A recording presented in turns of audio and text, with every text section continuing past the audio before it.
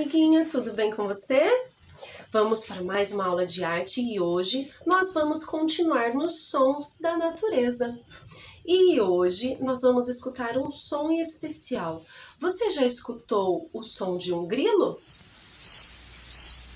Isso mesmo, hoje nós vamos aprender uma música do grilo e nós vamos bater palma quando fizer o barulho do grilo. Como que ele faz? Se fosse pra gente imitar, cri, cri. Cada cri, cri a gente bate palma, ok? Vamos começar a música? Preste bastante atenção. Olhem só o que estou vendo, cri, cri, cri, cri, um grilinho a cantar, cri, cri, cri, cri, eu sou sem dona entender o que ele quer falar, cri, cri. E agora só bate palma, não faz o cri, cri, pode cantar o resto da música. Olhem só o que estou vendo, cri, cri, cri, cri, um grilinho a cantar, cri, cri, cri, cri, eu sou sem dona entender o que ele quer falar, cri, cri. Ok, você pode voltar o vídeo e treinar mais vezes para bater a palma no ritmo certo do cri-cri do grilo.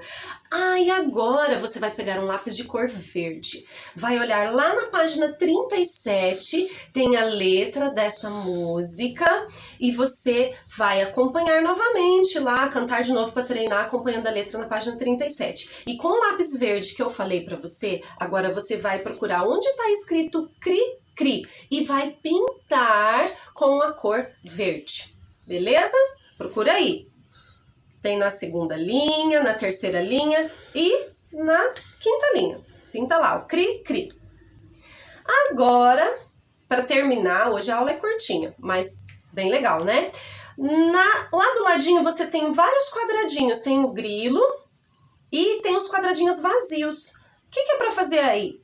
Você vai buscar lá na página 91, na página dos adesivos, pegar vários grilos que tem lá e vai colocar nesses quadradinhos que estão vazios, porque ali é novamente a letra da música, só que no lugar do cri-cri estão os desenhos do grilo, ok?